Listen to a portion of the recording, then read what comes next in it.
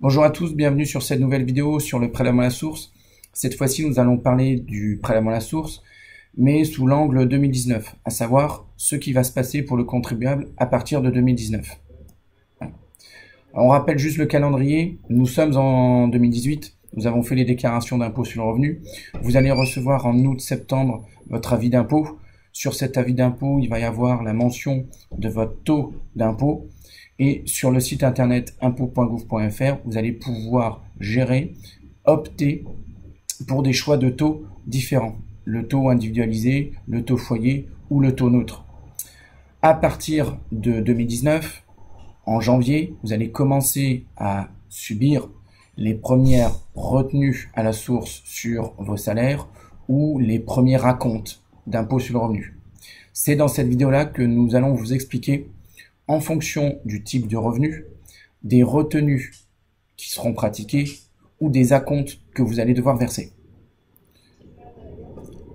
En matière de revenus, la première catégorie de revenus pour le prélèvement à la source sont les salaires, les rémunérations des dirigeants salariés, les pensions retraite, les allocations chômage. En bref, tous ces revenus-là disposent d'une fiche de paye et disposent d'un collecteur d'impôt. Le collecteur va pratiquer sur votre fiche de paye ou votre bulletin de retraite une retenue à la source. Cette retenue à la source, elle est calculée par le montant de votre revenu, qui s'ajuste donc tous les mois, multiplié par le taux de votre prélèvement à la source. À partir de janvier 2019, votre salaire net payé ou votre retraite versée par la caisse va diminuer à due concurrence du montant de la retenue à la source pratiquée. En échange, vous n'aurez pas d'impôt à payer, comme c'est le cas actuellement, soit mensuellement, soit trimestriellement. Donc ça, c'est la première catégorie de revenus qui subit la retenue à la source.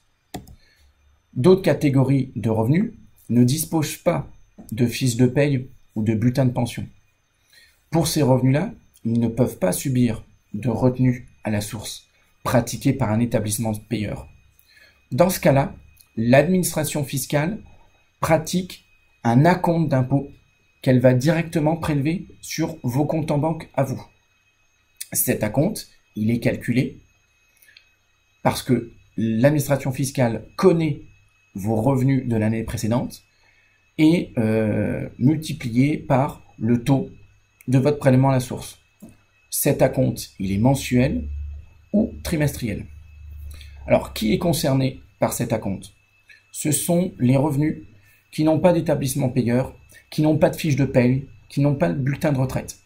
Ce sont les rémunérations des indépendants, les rémunérations des gérants majoritaires, les revenus fonciers pour les propriétaires fonciers, les prestations alimentaires que vous encaissez, que vous touchez. Alors, petite précision, pour les gérants majoritaires, de sorte à ce que cet acompte puisse être mis en place à compter du 1er janvier 2019, vous avez dû constater que sur votre déclaration d'impôt sur le revenu, à produire en mai 2018, une nouvelle case était apparue, la case 1GB. Donc, j'espère que vous avez bien déclaré vos revenus dans cette case 1GB et non pas dans la case des salaires comme vous aviez l'habitude de le faire avant. D'autres revenus existent aussi, comme par exemple les dividendes, les intérêts des placements. Ces revenus-là ne sont pas concernés par le prélèvement à la source.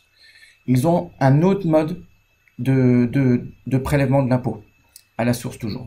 C'est un prélèvement forfaitaire. Ce prélèvement forfaitaire existe déjà depuis plusieurs années. Cette année, il a été ajusté à un taux global de 30%, 12,8% au titre de l'impôt sur le revenu, 17,2% au titre des prélèvements sociaux, pour tenir compte des nouveautés de la loi de finances 2019, à savoir la taxe flat qui s'exerce à un taux de 30%. En synthèse, les salaires, retraites, chômage, ce sont des revenus qui disposent d'une fiche de paye ou d'un bulletin de pension pour lequel il y a un collecteur. Ces revenus-là subissent une retenue à la source, directement sur le revenu en question. Les autres revenus qui ne disposent pas de collecteur, qui ne disposent pas de bulletin ou de fiche de paye ou de bulletin ou de fiche de pension, ce sont les rémunérations des gérants majoritaires indépendants, Ce sont les bénéfices des entreprises individuelles indépendantes. Ce sont les revenus fonciers des propriétaires fonciers.